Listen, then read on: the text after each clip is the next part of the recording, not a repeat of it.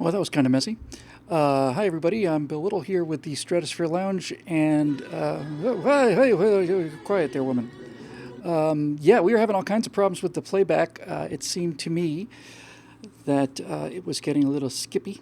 But anyway, here we are. And I actually prepared some music for tonight, but we didn't get to do it because up until about 6, 7 minutes before showtime, when we started rolling this thing, this goat rodeo, I was busy recording 2 episodes of my new show.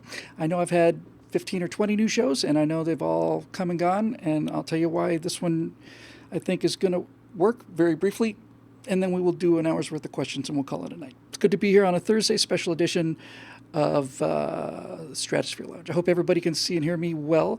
Yeah, brave wearing that Gator shirt after last weekend. I haven't watched the Gators this year, and I don't think I watched them last year.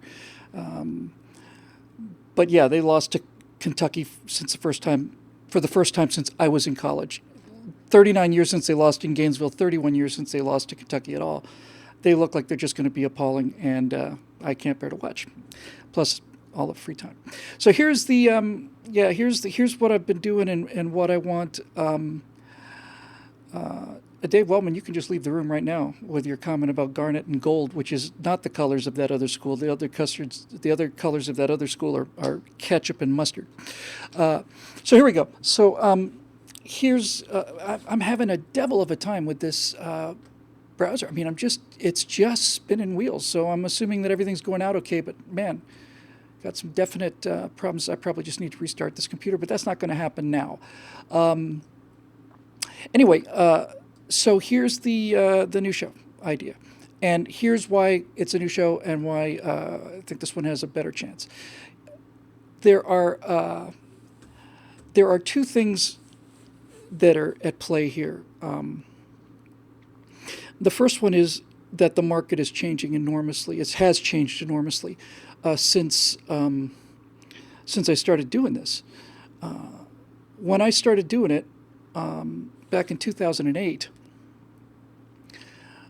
I had thought, and I believe this was the case at the time, I had thought that production values, things like,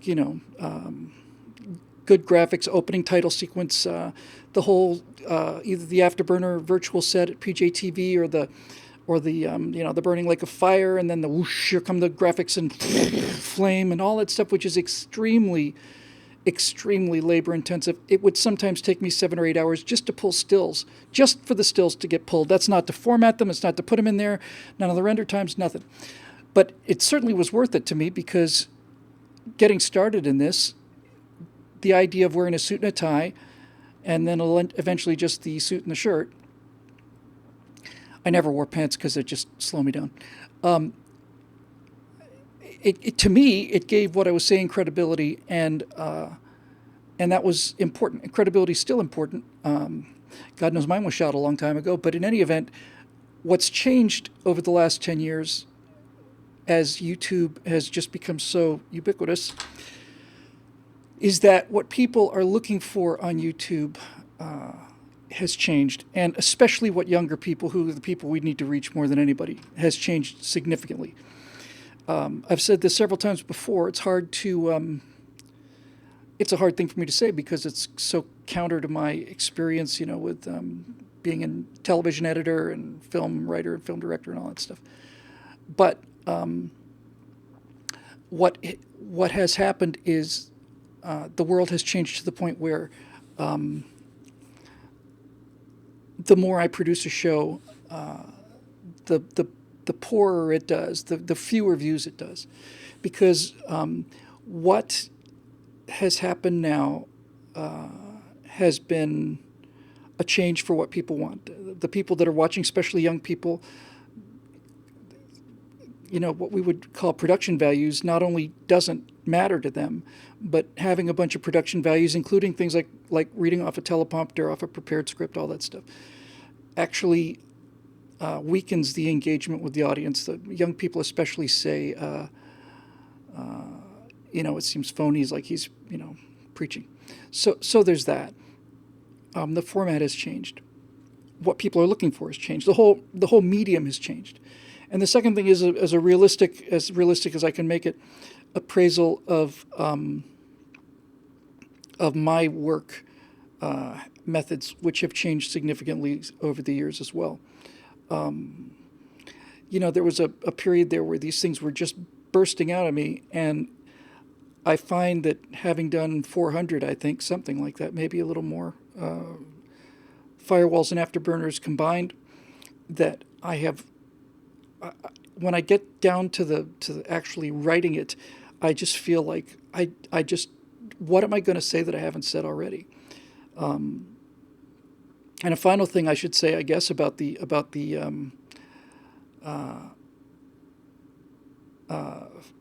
writing aspect of it, and the production, the firewall and afterburner production aspect of it, is that they would always slow me down, and they would slow me down so much that I would lose enthusiasm for the story.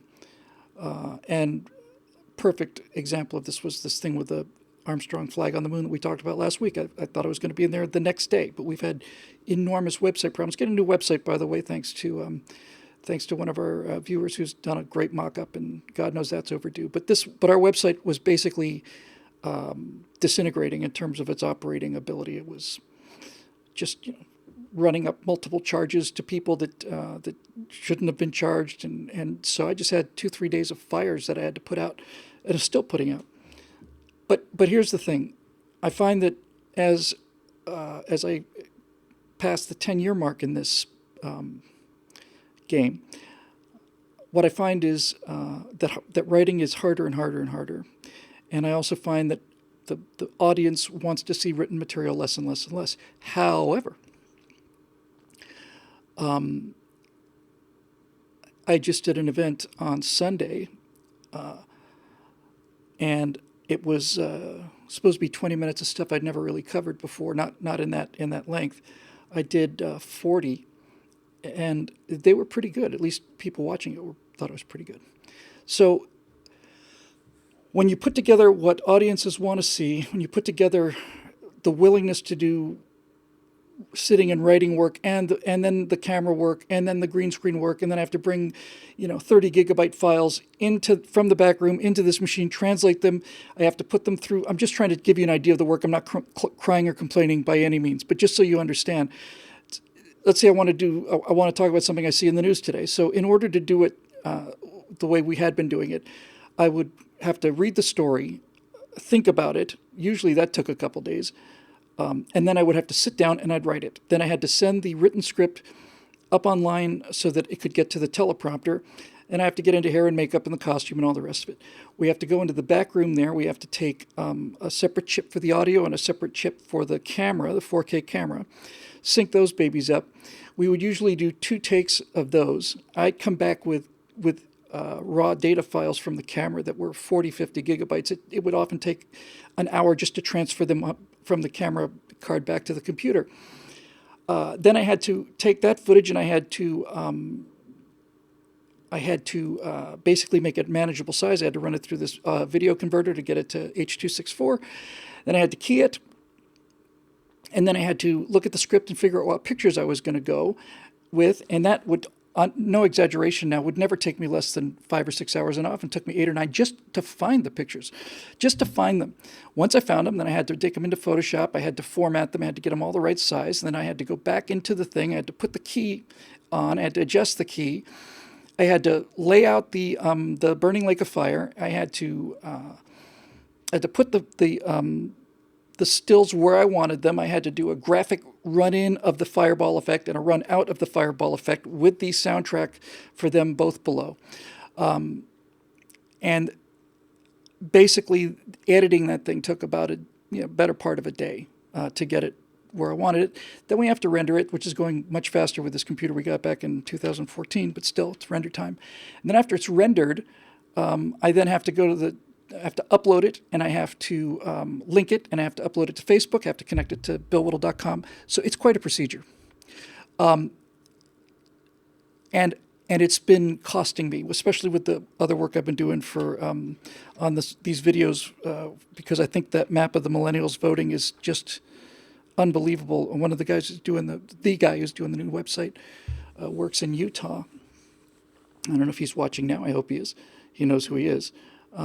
Utah, which on that map I used to show, is the only state that Republicans would carry if only millennials voted for president. Now, Utah is the only state that would go red. Everything else would be blue. And he works in Utah, and they found out he's a conservative, and they're making his life miserable. And this is where the country's going. And this is somebody's got to be there. Somebody's got to be talking to these young people. So I spent a lot of time this year, and I have a lot to show for it. I just haven't shown it yet. So a lot to show for it. But it has caused me to neglect the political stuff, especially with the reluctance to do all the writing. So I sat down and thought, what could we do that would solve all of this? Especially making the members happy, who have been unbelievably forgiving and as always, just incredibly generous. So we figured it should be something that had the intimacy and immediacy of the Stratosphere Lounge. So I just shot 2 episodes of it. I'll tell you what we did. It's me sitting in the chair. It's not the Stratosphere Lounge, but it's me sitting in this location because I don't have to touch anything. It goes right into the computer. I can upload it, and it's done. Yes, the famous Scott Ott is here. I'm glad he's here because his name was about to be mentioned. So I knew if I was going to get content out regularly, it had to be something that I didn't have to write, and especially do that wagon train of post-production on single-handedly. And I thought, okay, I think people would probably like to hear from me every day more than every other month with a pretty background. And since I'm good live, I think I'm better live than I am scripted. It needed to be something that didn't require post-production, needed to be something that was live, something that wasn't written. And then it was like, I got to pick a topic. And then I realized, no, we let the membership pick the topics. We had a show called Time Over Target that we did, 150 episodes of, until finally we just ran out of questions from the members. But those questions were evergreen questions. What do you think about gun control? Or what do you think about the situation in Venezuela? And I think most people are interested in, I'm certainly most interested in talking about what's going on today, or at least this week. So here's what we came up with. I was going to take a question from the BillWhittle.com membership every day, and I was going to do 7 to 10 minutes on it in this chair, but every day. And I was just going to read the question, and off we go. And I told Scott about that when we were doing the preparation for the right angles this last Tuesday. And Scott Ott said, what if I were to ask you the questions, and then that way I could add a follow-up or interject something interesting or humorous into the otherwise endless discussion of me just blabbing on and on. I thought that's rather a good idea. So what we ended up with is something that's very simple. We did 2 of them in half an hour at the most. So here's what we got. We've got a show, and we were thinking about calling it. Scott doesn't know this. I was thinking, man, it's not really right angle with 2 people. It's not like we took away the third corner, because if that was it, I would have called it straight line, which is 2 on the nose. And it's not really exactly an interview show. But here's what it is. Scott tees up a question that comes from the news of this week, certainly this week, and hopefully this day. He selects them, I don't select them, and I don't know what they're going to be. And to that extent, they're a bit like 60-second SmackDowns, but those also require a fair amount of post-production work. And I can't really cover the ground I want to cover in 60 seconds, but I don't want to take an hour either. So here's the plan. BillWhittle.com members, and if they're not available from BillWhittle.com members, then the MeWe page, submit questions, and Scott selects them. And then on Monday nights and Thursday nights, we record the episodes. So we'll try and do the hot story for Monday on Monday night, the hot story for Thursday on Thursday night, and none of them will ever be more than 2 days old. Scott asks the question. I go on, and on and on and on and on and on and on and on. And then I forget what happens after that. Oh, then Scott will ask for, like, sometimes one of them he asks for a clarification, he asks for elaboration, he connected some things to some other things. Anyway, I'll just say this: it was the most fun I've had doing television. It was just a blast. It was like that show I did with that other guy. The name escapes me now. I think I did a show with somebody else. It's all lost in the mists of time. Except this show is far better than that show because you don't have to waste time listening to the other guy talk. And who needs to spend? Nobody has that kind of free time listening to whatever his name was. So that's it. So we got two of them in the can. Here's what we're going to do. We're going to put one up tomorrow, and we're going to keep it up over the weekend to advertise it. We shot Monday's show already, so that'll be up on Monday morning. Tuesday morning, we will have the shows that we shot on Monday night. Tuesday, Wednesday, and Thursday, we will shoot Monday night. And then Thursday night, we'll shoot Friday and the following Monday. Be nice if maybe we can move that up a little bit. We'll see. But right now, that's the plan. And Scotty's in the comment section now for those of you that are watching live on Twitch, which is an enormously improved situation over Ustream. And I thought they went great. I really had a great time. I thought they were punchy and fun and just the right length and interesting and topical. But the main thing is, oh, thank you, Scott. Reminds me of everything. He was the guy who suggested the pants thing, and I fought it every step of the way. We're going to put the first one up tomorrow morning, and we're going to run it over the weekend. And he says, what time does the first episode go up? Because here's the reason why I have some confidence in this lasting more than 20 episodes. First of all, there's an actual shoot date like we have for Right Angle, and we've occasionally had to move Right Angle because of Steve or Scott or me. But, we've never, I don't think I've missed one of them. We haven't missed one since we started. So it actually gets done. We shoot 5 episodes in one day, and we'll be doing less than that for this. So it gets done. There's a shoot time up Monday night and Thursday night, and if we can do it earlier in the week, we try that. So there's an actual time. But the main reason I feel good about this is because it includes the one thing that is most essential to me as I'm trying to do my best job of the political work, which I think is live, and at the same time roll this enormous boulder up a hill pixel by pixel. The great thing about it is I shoot it and I leave it alone. I shoot it, it goes on the drive, I convert it to 24 frames a second, and I upload it. Scott's got it already. He's editing it while we speak.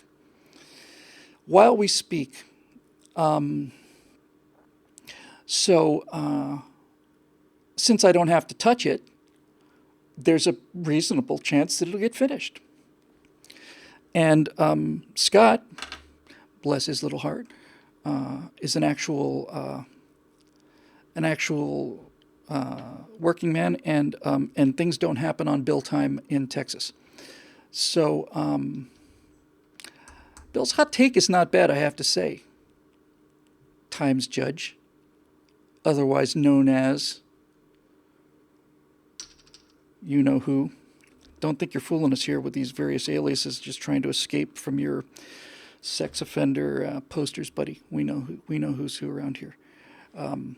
So I actually think it's going to happen. I really do. It has to happen because I've been burning way too many brownie points, for which I'm eternally grateful from the membership and the regular fans. I put so much time and money and effort into this other thing. I'm very, very proud of it. But it also occurred to me, and this is the last thing I'll say, and we'll get on to the questions. We'll do an hour of questions, so let's start at 6:30, I guess. The final thing I'll say is this. It has been species of agony for me this last year, being so fixated and so obsessed and so excited about working on this everybody calls it video game stuff. That's really just a very small part of it. I've obviously not been very clear on it. Mainly being able to do entertainment messaging, doing messaging with actors and lights and cameras and special effects and sound effects and music and all the rest of it. So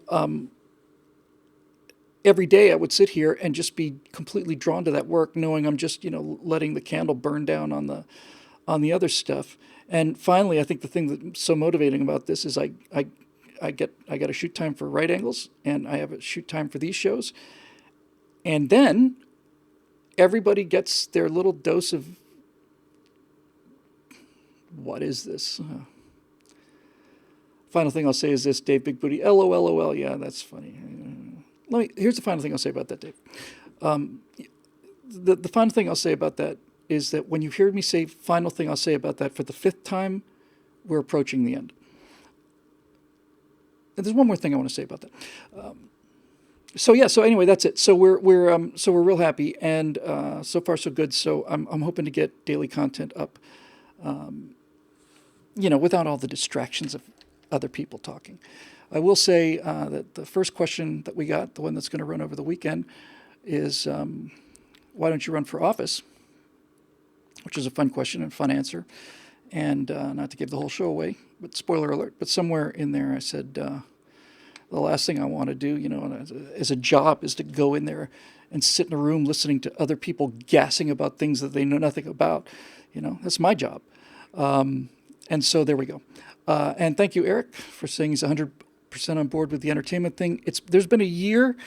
Natasha will swear to this. She'll tell you how I'm at the computer till usually 2:00 in the morning. I'm up usually around 8, and every single pixel I've had to do, except for the fact that lately a Loudmouth Fighter Pilot and Known Miscreant did some terrific work, really terrific work on putting together some commercials that we're going to port into the game. So that was the first thing that I haven't had to do myself, and it's a nice feeling.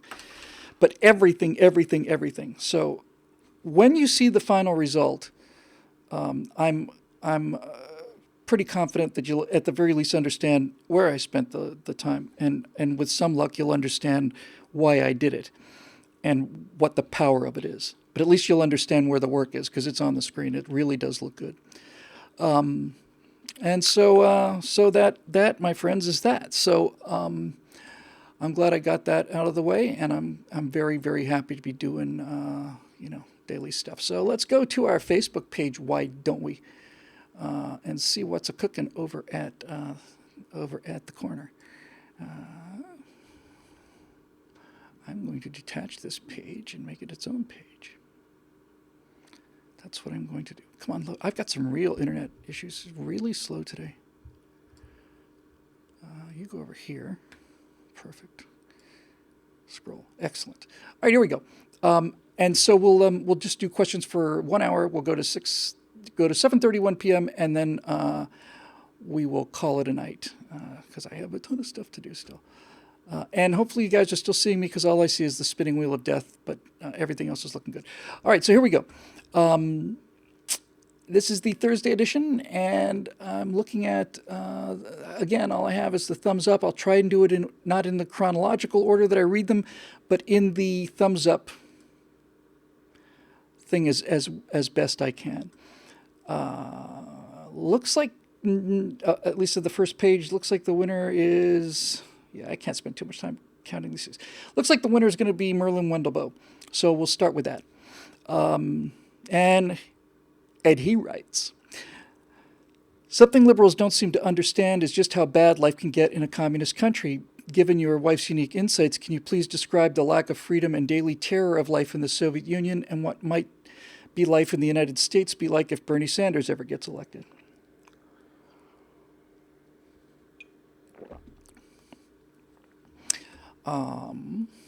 Well, first of all, in my discussions about this with Natasha, she was quite young when the Soviet Union fell, and the first thing I'll say off the bat is I never got from her a sense of terror, ever. I never got from Natasha the sense that she was afraid of the state. I'm afraid of that state because I know what happened, and she, she knows the basics of it, and it's very depressing to her in the way that many things she points out about America, like why are we doing this, why are we destroying this beautiful thing, makes me depressed. But I've never heard her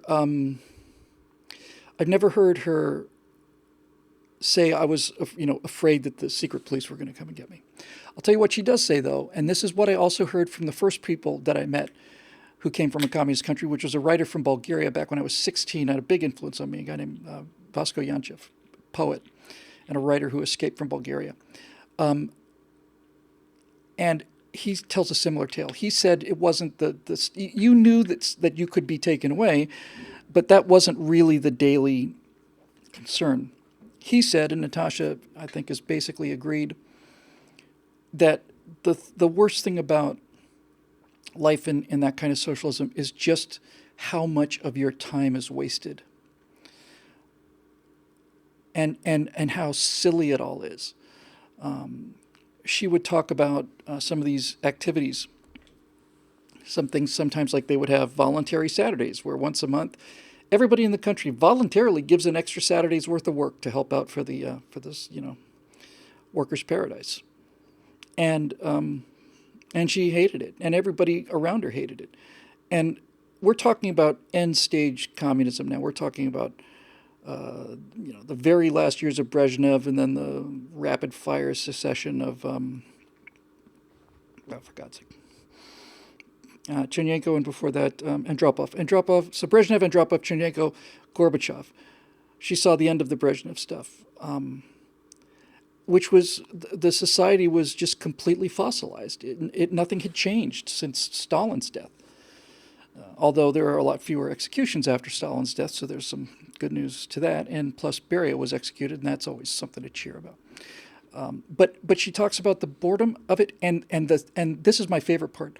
She talks about the ridiculousness of it, how everybody knew how stupid this was. The idea of walking around, walking down the streets with a big smile on your face and a picture of Voroshilov or whatever the new Voroshilovs and Malenkovs are.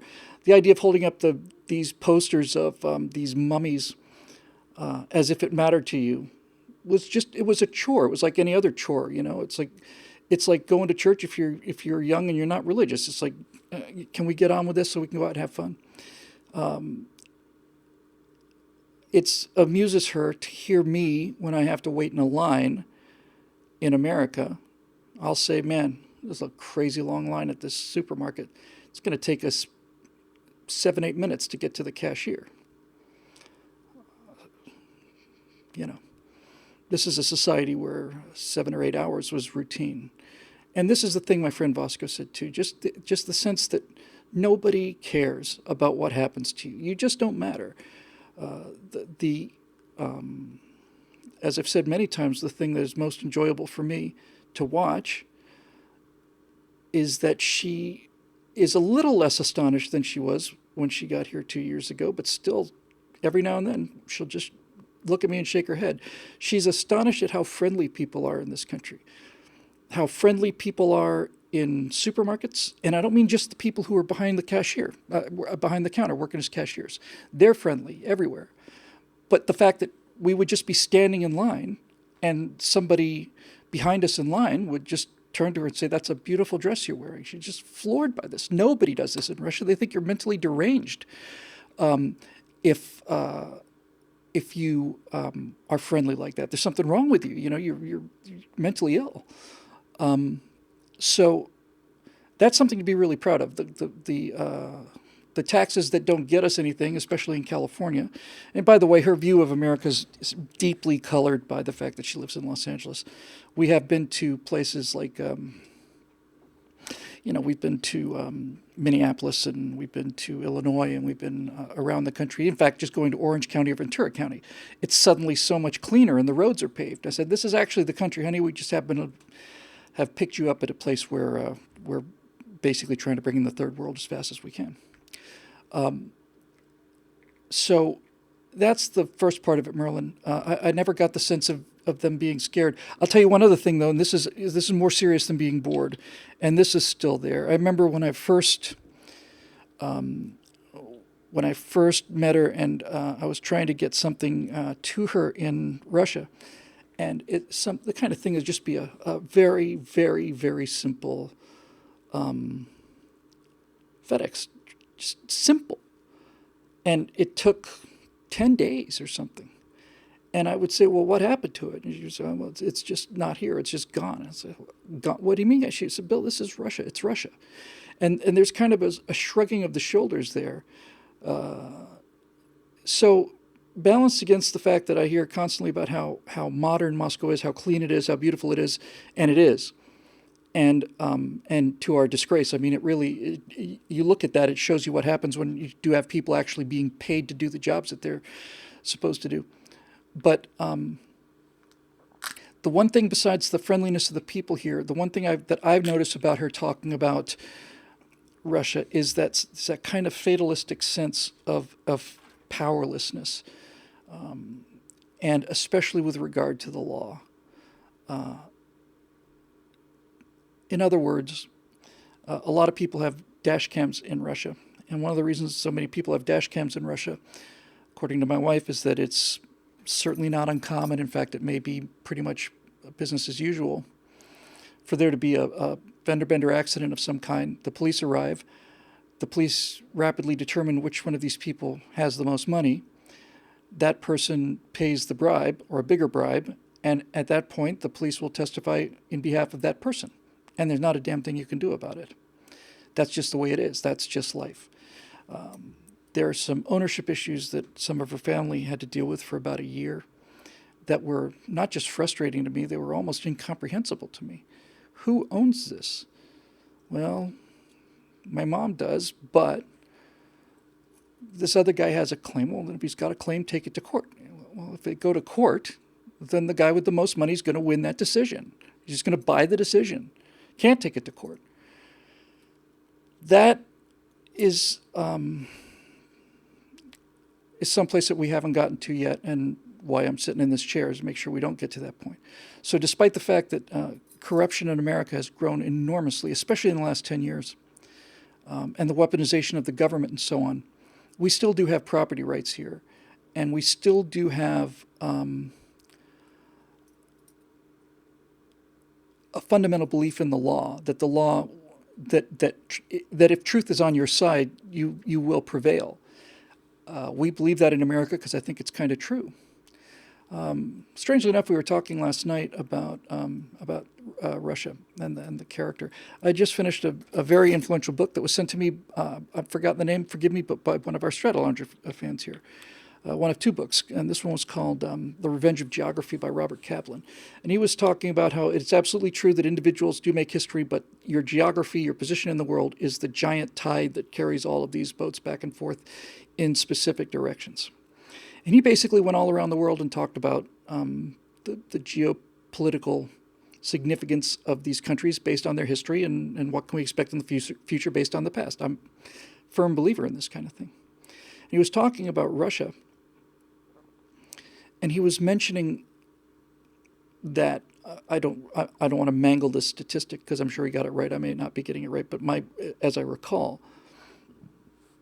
if you look at the northern border of the United States, I think it's the 49th parallel that is essentially the border with Canada.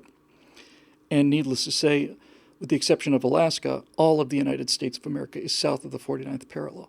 But if you carry the 49th parallel around to Russia, you find that almost all of Russia is north of the 49th parallel, which means that southern Canada is as hospitable as Russia gets. And when you think about the openness and the size and things that Kaplan pointed out, how short the growing season is, how quickly people have to harvest things, how little time there is to do the things that need to get done, followed by 9 months of not being able to do anything. Well, when you get all that stuff together, it selects for harshness and toughness. They're survivors, and they're proud of being survivors. And they're very, very deep people, and they're very large-souled people, but it's buried very, very deep. And Americans have had the blessings of geography, God, and all the rest, and we're friendly because we can afford to be friendly. We're protected by two oceans on one side and Canada on the north. And Kaplan points out that the one thing we should have been doing rather than going into Iraq, Afghanistan, is we should have been dealing with Mexico and making Mexico a place that's more stable. I don't know exactly how we would do that, but nevertheless, it's something to be thinking about. I hope that does it. So moving on. Looks like Dave Olson's got 5. That's good enough for me right now. Short round, huh? Challenge accepted. Yeah. If Disney came to you with a ream of paper and said Episode 9 of Star Wars is all yours, no retconning. I don't know what that is. What would you do to unscrew what Abrams, Johnson, Kennedy et al. Have screwed up? Keep in mind that this would be the final story of the main saga.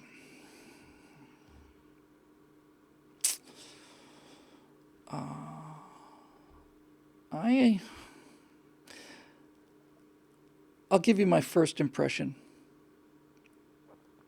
It would be a variation on this.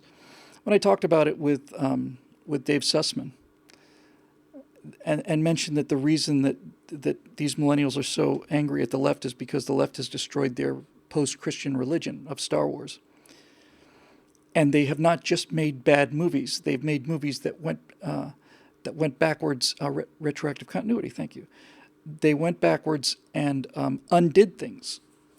They made hyperspace into a weapon in one episode that leaves people wondering, well, why don't we just take a brick and connect it to hyperspace and destroy the entire fleet? That kind of thing. They've undone everything that Luke Skywalker's about. They've undone everything that the Jedi Order is about. What used to be the most clear-cut example of good versus evil, Luke Skywalker versus Darth Vader, is now two emo, teens basically, talking about how good and evil is all relative and why don't we just get together and kind of run the place on our own. And all of this stuff is essential to the Star Wars that people loved, and it's all been destroyed. So I told Dave that what I think people should do is just this is I don't know if this counts as retroactive continuity. Yes, I think I would. I don't see how you can do it without retcon. I don't think you can. I would say simply this. I would go out and I would go and make the movie that comes after Return of the Jedi. And I would go back to good and evil. And if I didn't have the ability to do that, I simply just, honestly, I think the only thing that you could do would be to simply say that these movies didn't happen. And the example I used was to say, it's like saying to Christians, well, your religion didn't happen. It's like, no. What happened was Christ came to earth and his ministry and all of the stuff that we believe in, that's all true. But many years later, a bunch of evil popes got together and rewrote the history of what Christ did. And that's what you've been taught is true, but it's not true. That all of the stories we saw and the prequels and then the number 7, especially number 8, just a lie. But that's probably not even going to work, I don't think. So to answer it,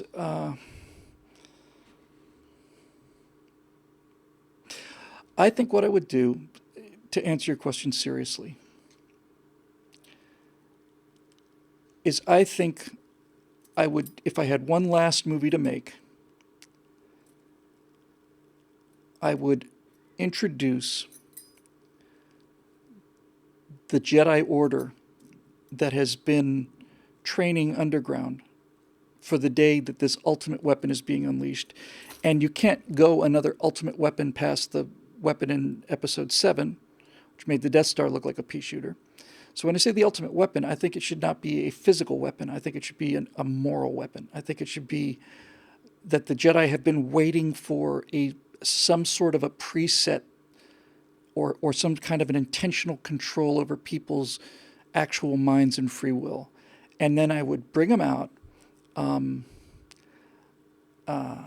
I'd bring them out in a fleet of ragtag ships. I would use the Corellian pirates. I would just pretend that resistance movement that we saw in the Solo movie, just pretend that whole thing never happened. And I would have people that look like leaders of the Rebel Alliance, not some, 14-year-old girl, just appear and set things right and explain all of it. That'd be kind of fun if you really want, since now you asked me a question I actually find really kind of interesting and it's fun to think on your feet.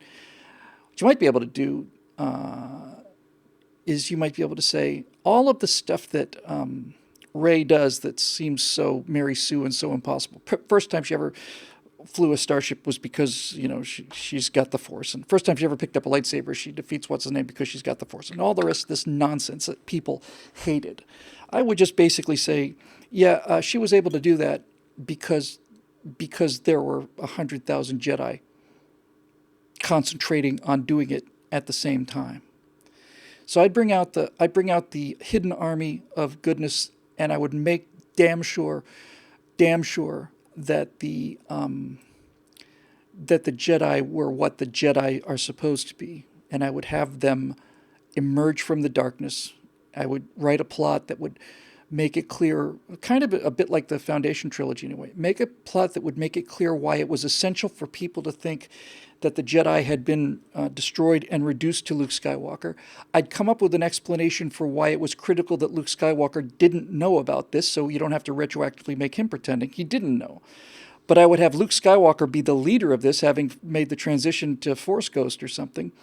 And I would basically say that everything that happened in 7 and 8 is in the parentheses of this smaller plot, behind which this much larger plot of good and evil is unfolding. I would to clean up the mess, I would literally show a flashback scene or a video somehow. I would literally show a room full of 10,000 aliens sitting there with their eyes closed, visualizing the Millennium Falcon making those turns. In fact, as a matter of fact, the ultimate thing you could do, this is actually kind of cool, the ultimate thing you could do is to find out that Rey has actually no powers at all. None. She has none. She is, in fact, a piece of clay that the Jedi used because of her personal virtue. You can't write her out of it. She's a pretty decent character if she was well written. Because of the personal virtue of Rey and Finn and why can I never remember the damn fighter pilot's name? It'll come up in the stream in just a second. I can never remember his name. But these three are the moral leaders of the future, and that the Jedi Order, Poe Dameron, thanks. The Jedi Order has been watching and controlling this against this giant last gasp of evil, and that Rey and Poe Dameron and Finn and everybody else, including, my God, what's the matter with me?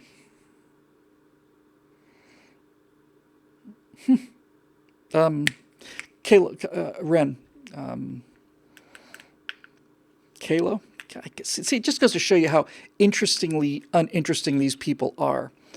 Kylo Ren. All of them are pawns. All of them are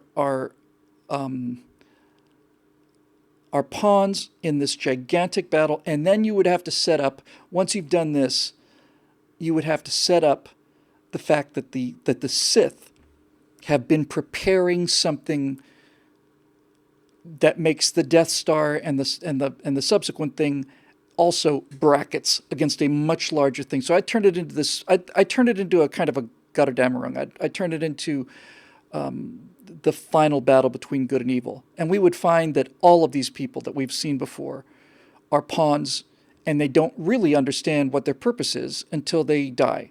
So Obi-Wan Kenobi was a pawn until he died. And at that point, Obi-Wan Kenobi was guiding events, guiding Luke's events, keeping Luke in the dark on what was really going on. And then when Luke dies, he then fully understands what's happened to him and immediately loses all of his bitterness and so on. We get a written explanation or a spoken explanation for why it was important that Rey believed that the Jedi Order was trashed, and why it was important for the universe to believe that the Jedi were gone, and that's what I would do. That wouldn't be too bad, actually. Let's see here. Moving on. It's another Dave Olson at 5. I don't know if anybody's going to top that. Let's see. Alo Conson asked me one thumbs up if I've read The Dictator's Handbook. No, but it was one of the 2 books that arrived, so I'm getting to that next. All right. baptism one. So let's go back to the next number 5. The next number 4, which is Dave Olson again. Well, top fan, he says. Dave asks, asking this one for a friend. Something liberals don't seem to understand. Oh, wait a minute, hold on. That's Merlin's. Sorry about that. So you've been abducted by aliens, but instead of subjecting you to probings, oh, damn, I was looking forward to the probings. They let you take a peek at Wikipedia Galactica and bring 3 entries back to share with humanity. Which 3 would you choose? Now, that is a superb question. That's the kind of question I just love. Just love. That's great.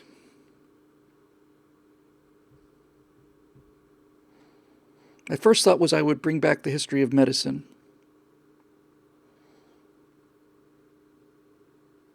My second thought is I would bring back the entry on the evolution of energy systems. And my third thought would be I would bring back a history of the universe entry, to the degree that if you look up history of the United States on Wikipedia, you'd get a pretty decent thumbnail of what the history of the United States would be. So the first one would basically give you clues as to which way to go in terms of medicine, and be able to cure, not just for people too, but for animals, just cure these horrible diseases that just cut through people and cause so much heartbreak and pain. And I'm a big animal lover, and if you could find a way to eliminate fleas and hookworms and all the rest of that stuff without somehow crippling other parts of the environment, I would say you had your chances, and you're out of here. Those are species that I would help go extinct. So that and the medicine, and I would be very tempted to have to sit and think about this for a long time with much smarter people than me, but it is beginning to look like aging is a genetic. It's a failure of the copying mechanisms that might be able to be repaired, and not just arrested. It might be possible, and in fact, I think we'll likely see it in the next 20 years or less. It might be possible, and seems likely, in fact, that you'll be able to take medications that will, in fact, restore some degree of youth to you, maybe all of it, who knows. So having people be healthy and not having people succumb to these diseases, that'd be the first thing I'd look at. That's the first thing that came to mind anyway. Second thing I chose would be energy, because energy is civilization. And while there's a bunch of other things that would be cool, like weapons technology, and somebody mentioned teleportation, replicators, all that, all of those things are powered by something. Holodecks, phasers, they're all powered by something. Yes, telomeres. I know they're called telomeres, Mr. Wellman. Thank you. That's exactly right. Telomeres, the ends of your chromosomes, I guess, and they start to decay, and when the telomeres get shorter, the copying errors increase. So the second thing is I would bring back the history of energy as a way for us to get clues into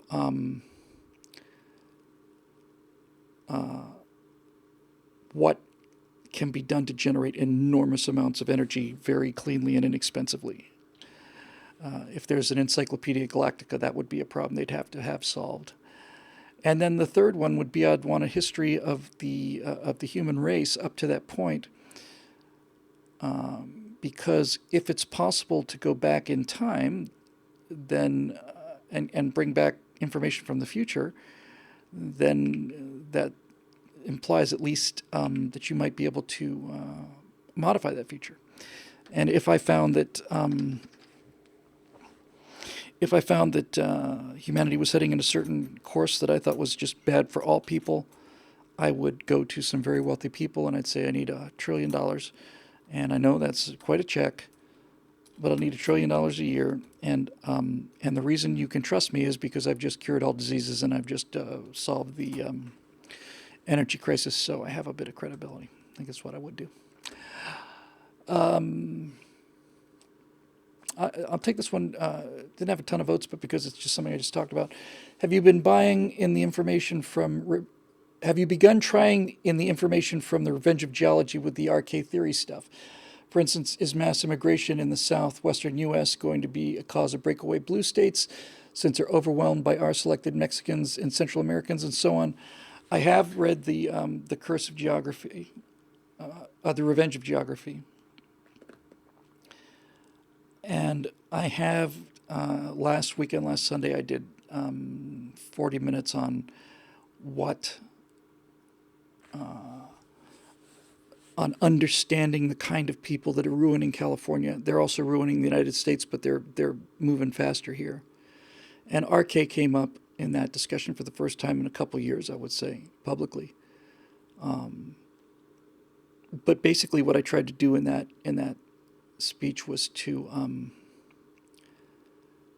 try to explain to decent, honorable people like conservatives how the left just plain, it's not a question of them feeling remorse or not being aware of things. It's not like the progressives don't know what's going to happen to California. They do know, they just don't care. It's not like they feel guilty about it. They're not capable of feeling guilty about it because they have no sense of honor to be offended. They look at honor and things like that as rules that inhibit suckers. They think that's just something for suckers. That's how their moral thing is structured. And that is based, I think, largely on the RK thing. I remember getting kind of a gasp or something when I talked about the idea that people had always had to be had to suffer domination at the hands of other people, regular people, dominated by kings and barons and dukes and all the rest. And then all of a sudden came this moment in history where we find there's an entire half a planet, there's an entire world that is essentially untouched and open. The Native Americans were not a civilization to the degree that the Europeans understood it. It was essentially an open table. And when America was discovered,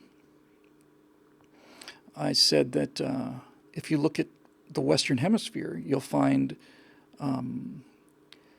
that two countries in the Western Hemisphere actually work, and those are Canada and the United States. And then from the border southward, which is why we need a wall, all the way down to the very tip of South America, almost touching Antarctica, everything down there doesn't work. And there's a reason for this. And the reason is that the people north of the Mexican border were settled primarily by English Protestants, and the people south of that border were settled primarily by Spanish, and in the case of in the case of Brazil, Portuguese Catholics speaking Spanish. And that's the difference. And the difference manifests itself in several ways. Catholicism, generally speaking, is a more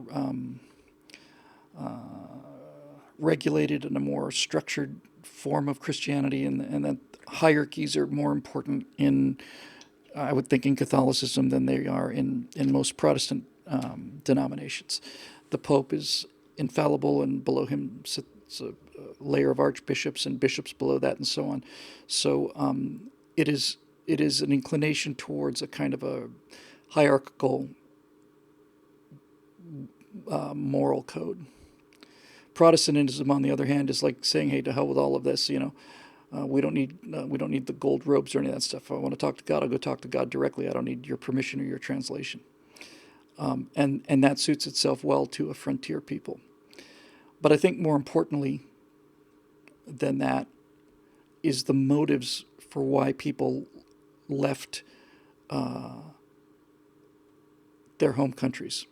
I made a point of saying one of the things that I always thought was one of my best points ever, and that is that my grandfather moved here from England in 1915, and if there was a Mexican American sitting next to me, and I'm Anglo-American, and his grandfather moved here in 1915, then I said that those two people, my grandfather and this guy's grandfather, have more in common with each other than they do with other Englishmen or other Mexicans. That this country was settled by a small percentage of people who simply were willing to take the risk because the idea of domination was so repugnant to them that they were willing to take the risk and best case scenario, say goodbye to your family, say goodbye to your belongings, say goodbye to everything and go to the New World. Worst case scenario, do all of that and then get scalped by Indians out on the plains or be eaten by bears and all the rest. And so I said, when you had this open table and people could self-select from all over the planet so that the risk takers and the freedom lovers went to one place which was untouched, then if you let that happen, those people will generate enough wealth and enough security so that society eventually begins to look like an endless field of clover, and that's when our strategy takes over. That's when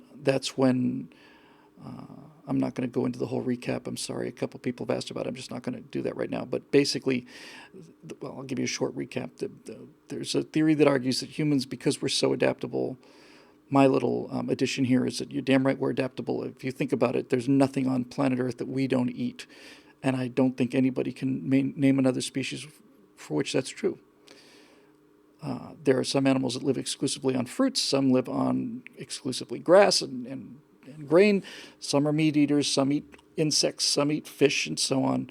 We eat everything. Everything. There's nothing on this earth that humans don't eat. We eat snails. We eat, clams. We eat everything. And that's one of the keys to our success, is being omnivorous. We eat every single thing on this planet. We eat it. That's a pretty big... some eat PB&Js. I'm with you, brother Trevor. That's my condemned man last meal food is 7 gigantic peanut butter and jelly sandwiches with grape jelly, white bread, and Skippy Super Chunk. Plus some quick chocolate milk to go with it, so I can gum up the electric chair. So we eat everything. And all of this is important, but the fundamental difference between North America and South America is simply this. And this is 90% of it. The religion and the language, all the rest of it, is relatively insignificant compared to this. And that's the motive for why people took the risk to come here, because just sailing across the ocean was a life-threatening exercise, so why would people do it? In North America, well, let's start with South America. In South America, the colonization of South America was driven by wealthy Spanish individuals who saw America as a means of becoming very wealthy quickly, and this is the salient point, and then returning to Spain so that they could live in giant haciendas in Spain and be lords of Spain. That the Spanish conquistadors, I think, pretty much to a person, in terms of the decision makers and the people that were organizing this, went to South America to get gold and then come back and spend it in Europe, in Spain. And that's exactly what happened. Spain became unbelievably rich for a while, and because they were so rich from gold revenues from the New World, just the way that Middle Eastern countries are rich from oil revenues, same effect.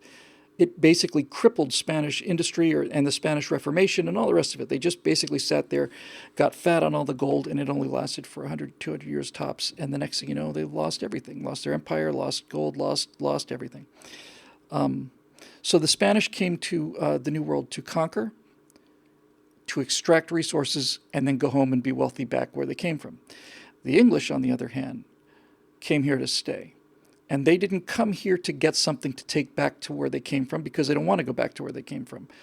Having, I don't know, a couple months ago, gotten deep into the British Civil War, the English Civil War, I should say,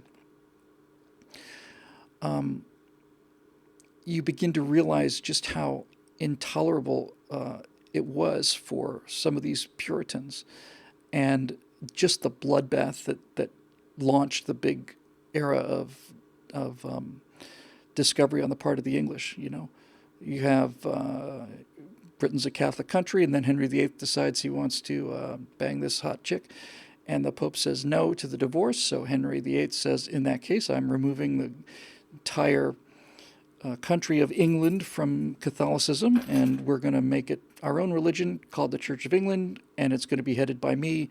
And so, you could make a case that Anne Boleyn had historical significance well beyond being the mother of Elizabeth I. So, okay, so now we're a Protestant country. Great. And Henry dies, and then Mary Tudor takes over. She's a Catholic. She burns all of the English heretics at the stake. That's why she's called Bloody Mary. So there's another wave of murders and executions races through the land. And then Elizabeth becomes queen, and then the Catholics are persecuted, not as much as they had done to the Protestants, but it's just, it's 200-300 years of just burning people at the stake, your neighbors at the stake, and the Puritans just said, this is as bad as it gets as far as we're concerned. We're leaving, and we ain't coming back. And that fundamental difference in attitude is what makes Canada and America work, and everything south of America not work. This, baked into the structures of those societies, is that Protestant work ethic in the North, the sense that this is our land, new land, and we are going to improve it, not steal from it and ship it back home and then enjoy it back in England. I think that's pretty much it. So we are a nation that is self-selected for risk-taking, and it's a fairly rare selection. And back when this was the only untouched area in the world, this is where everybody with that desire went. I'd be surprised if many of you haven't had this thought at least once, certainly during the last 10 years or so. If there was someplace freer than America, I believe I would go there. In fact, I know I would go there. Texas has almost reached that point for me. But there's still the federal government, so if I'm going to be under this flag, I'm going to stay under this flag. But if there was an unknown territory, and that's why you're interested in science fiction, but if there was another new world opened up that was nothing but opportunity and was dependent on people's hard work and their discipline and their courage, I think I'd be there in a heartbeat, and I get the feeling my wife would be right there next to me, and if she didn't want to go, then I wouldn't go. But anyway, that's it. Okay, let's see what else we got.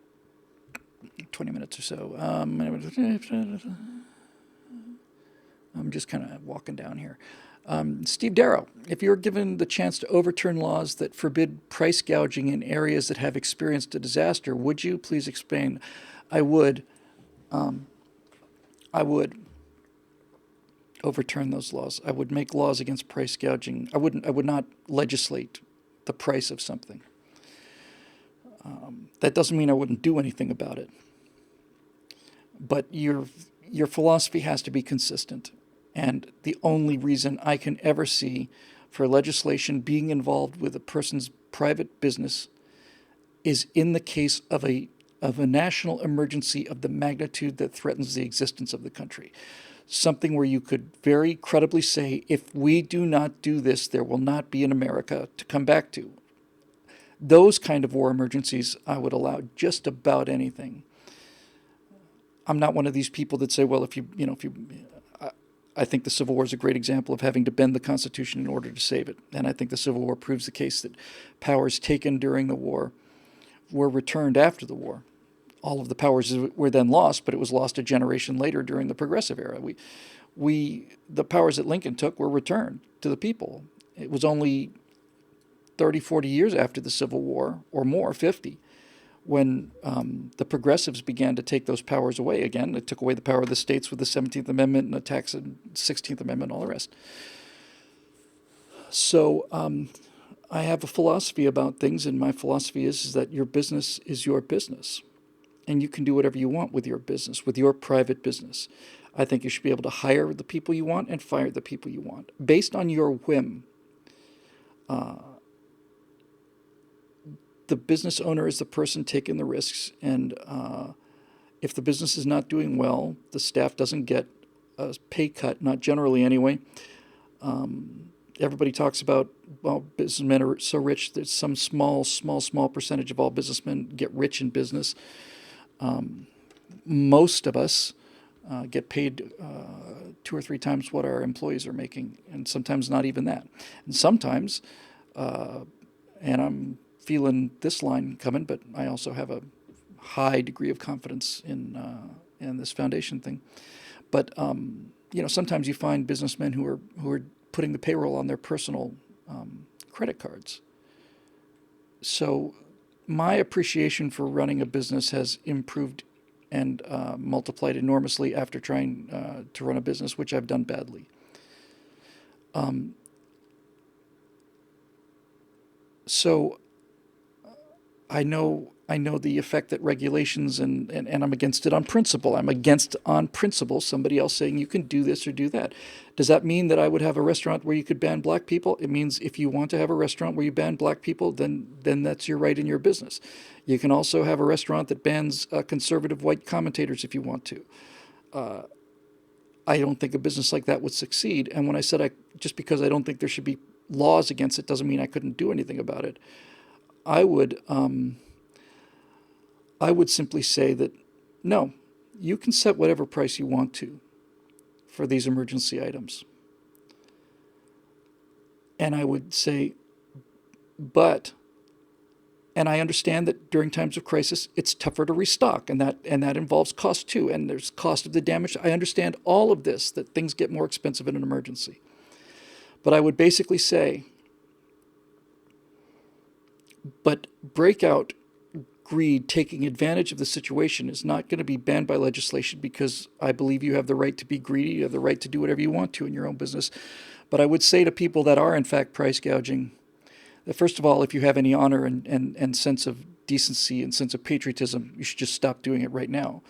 And if you don't, then I would say I would strongly encourage everybody in the community that is having to pay these outrageous prices now, that they not forget who was charging them what when the chips were down. I would try my best to make it all a free, voluntary transaction that would basically say, okay, you want to charge $60 for a bottle of drinking water, then that's your business, but I won't forget it, and I'm never coming back here again. Now, some people say, I just got a question from where was it? Cody MacArthur, FET, basically says, what happens when other people can't afford it? In other words, what happens if you're priced out of water? This happens to be one of the few things that I think a government is useful for. Distributing water free of charge, meaning paid through by taxes, is the kind of thing that a government should be doing. This is exactly the kind of thing that a government should be doing. Shouldn't be telling us how to run our businesses, and shouldn't be making moral decisions about good people and bad people. It should be basically saying we are going to provide as much free water as we have the capacity to provide. In a country like this, that's a vast capacity. Food as well. It's an emergency, and it's paid for by you and the rest of the American people through your tax dollars. And we're going to bring in every single truck we have, and we're going to get this situation stabilized and back to normal as quickly as we can. But we are going to set up, as a military operation, if necessary, water stations and food stations so that people are not dying from lack of the essentials, water and MREs, so people stay alive. And if somebody wants to charge $800 for a Twinkie, I can't stop them philosophically, but I would ask the people who are being charged $1,000 for a Twinkie to not forget who was charging them $1,000 for a Twinkie when the hurricane is over, and that will be soon. So I would just try to make it clear that to people in an educational sort of way, not in a coercive way, that this whole capitalism, freedom, democracy, republic thing is about free will. And I don't have the right to limit the free will of this person to charge what they want to charge for their products. And at the same time, I would remind you that this person's business survival is predicated on your free will choice to take your business there. So I would try to make it clear that it would not make economic sense, and it would not be in the individual store owner's interest, personal interest, to gouge prices. I would try to make it clear that doing that kind of thing is not in your personal interest, that you will pay more for this than you will get. And if you decide to do it anyway, there's nothing I can do about that. But nobody's going to die of thirst or hunger, not if I'm president and we have a military that has vehicles that can move. So Cheryl says I'm wrong. End of story, my friend. Well, then, by all means, since it's the end of the story, go ahead and present the other version of it.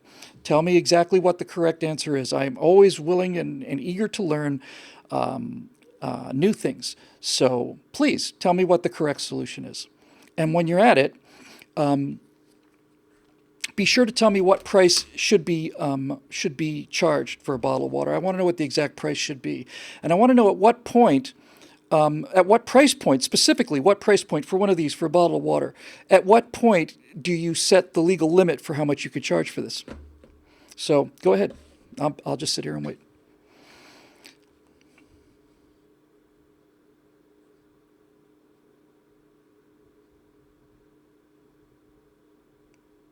Probably typing very quickly now, I would imagine.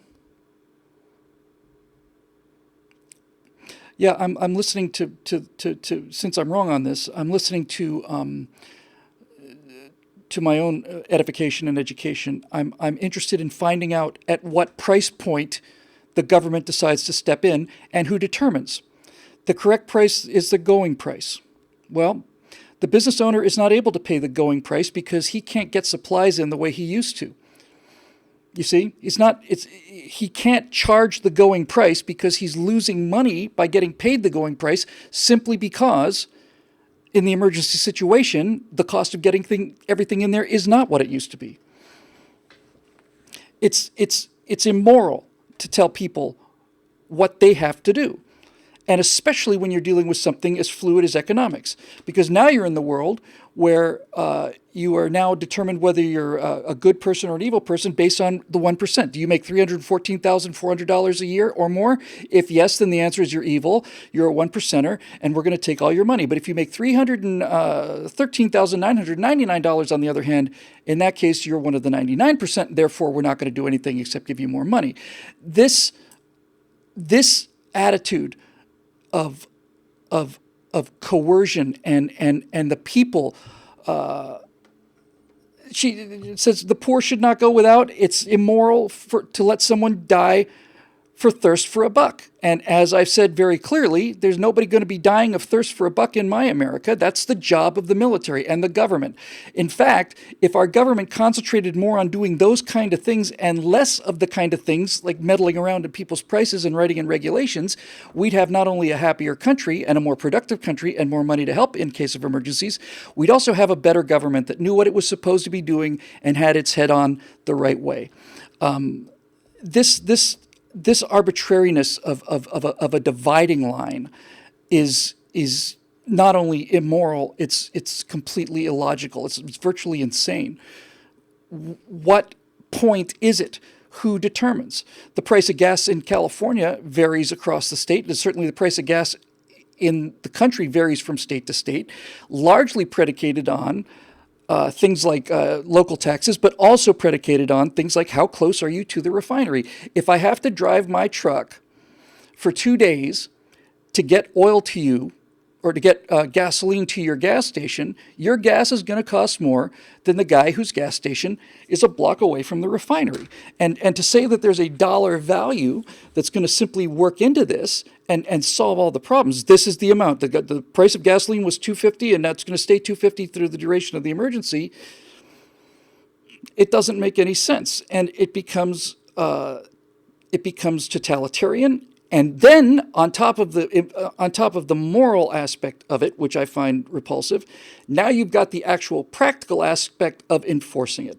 So what are you going to do? Are you going to take soldiers and policemen who should be handing out water from the government and put them on the ground, checking the prices in 7-Elevens undercover to make sure that nobody's gouging people? This is not what I would call the kind of world I want to live in. Most people will do the right thing. Not everybody, but most people will do the right thing. And if it was a question of the only source of water being a guy at a 7-Eleven who's charging $7,000 a bottle for it, then that's something else. But this is not what we're talking about. We're talking about a realistic problem and a realistic question in an emergency, which is what we've got right now on the East Coast. And if you say I'm wrong because I'm against the idea of the government artificially walking in and setting a line beyond which you become a criminal in the middle of an emergency, who determines that line? Who enforces the line? no. If you're going to have the power to do that in emergencies, if you have the power, the legal and muscle to enforce a price on somebody during an emergency, that means you've got the legal and muscle power to enforce other things on people in peacetime. And I don't want to live in a country like that. I see what happens when people have those kind of powers. And as a general rule, I'll take 100,000 hurricanes rather than putting that kind of power into the hands of the kind of people that want that kind of power. Let's see, we'll do one more. What do we got? Looking for, I might as well just choose something I find interesting. There, bottom of the list, one thumb up. This will be the last one for the day. How do we get justice? Simonetti. How do we get justice? Simon, that is a profound question. That is a very, very extremely good question. That's one of the memorable, and I don't want an email with your thoughts organized. I really don't, honestly. I'll just tell you right now, I'm not going to read it. So, how do we get justice? I think that's a superb question, and I think the answer to that question, I think, is to understand and explain that justice is always, 100% of the time, it is an individual result. It is a result based on the individual who has been harmed. Social justice is injustice by definition. And if you look at what the social justice warriors want, they want to penalize people who never held slaves and take away their money and give it to people who never were slaves. There's no such thing as social justice. If a person held slaves and those slaves were alive and that person had a fortune based on those slaves, then making the case for reparations to the slaves from the person that owned the slaves is a very strong argument to make. I think it's a slam dunk argument. But even then, if they owned them legally at the time, you can't fault somebody for not breaking the law. So justice is the ability for people to get an outcome that a decent morality suggests that they should get. In an ideal world, you would be able to punish a murderer to the degree that he would be able to bring the person back to life again. But we don't live in that world. That's not possible. Somebody's been murdered or raped. There is no justice available on the level commensurate to the loss. It just doesn't, it cannot be made right. You can go as far as you can go, but you can't go any further than that. Now, in the case of murder and rape, but let's just stay with murder, what is justice? Justice would be the return of the person to what was taken from them. If every time we caught a criminal and we got all of the stolen goods and returned them to the people who they were stolen from, including the cost of the repairs to breaking in the house and the rest of it, you could say that justice has actually been served to some degree, that the situation has been made as right as it could be made within the power of human agencies. But you can't do that in the case of a murder. So what does justice look like in the case of a murder? And the reason I bring this up is to say that if somebody murders somebody else, I don't think there is justice possible. In the deepest meaning of the word, I don't think it's possible. And that's just something you have to accept. So what can you do? In the case of murder, you can say that since this person cannot be brought back, since we can't adjust that end of the pan, we are going to have to do something of enormous consequence to the person who did it. That person is not able to provide justice. You can't get blood from a stone. But you can certainly punish them to the degree that you're able. And depending on the circumstances of that murder, I think you do have a moral right, in fact, maybe even an obligation to remove them from the planet. And for me, personally, who's been known to be hot-headed, although not quite that hot-headed, to me, the kind of thing that makes a difference between life imprisonment for murder and the death penalty has to do with remorse, and specifically has to do with a clear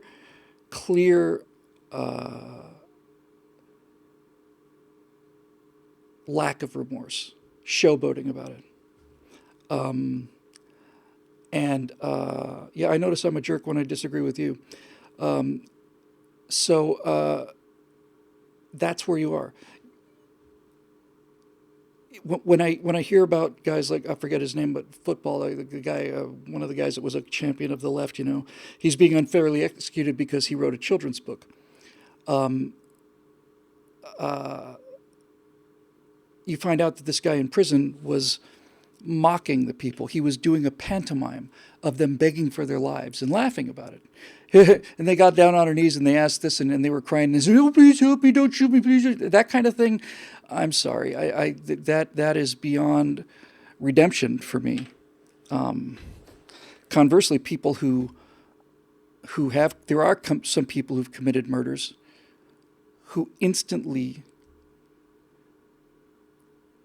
sincerely and genuinely regret it.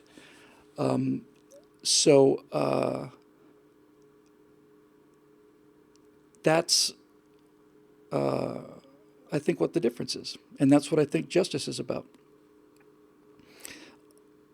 So the most important point is, Simon, is that it is an individual transaction. Individuals are harmed. You can make the case that groups are harmed. The Jews were certainly harmed by the Nazis, and those are two groups of people. But even then, I think you have to look at each individual case and ask yourself, what can we do to make this right? What can we do? And in most cases, we cannot make it right. So the question becomes, what can we do to make it as right as we can? Remorse goes a long way with me. Genuine remorse goes a long way with me. We're creatures that have been, that are capable of astonishing acts of goodness and astonishing acts of badness, and that's the way we're built. And my largest reserves of compassion for the offender, the victim always has my compassion, but the largest reserves of compassion I have are for criminals who are clearly overcome with remorse for what they did. And the reason this is important to me is because when you see people that are genuinely filled with actual remorse over some horrendous crime they've committed, that is telling me that the person who is experiencing the remorse is probably the real person. That you can't be enraged enough to kill somebody and be remorseful and have those two things live in you at the same time. You can have one, you can have the other. But a person who's a cold-blooded killer never feels remorse. Actual genuine psychopaths feel no remorse at all. It's a clinical discussion for them. Where are the bodies? Well, here's where you can find them. And I think it was 219, it might have been 218, I'm not sure. They feel no remorse. They're psychopaths. They just don't have the experience of the emotions. They don't feel it, and that's all there is to it.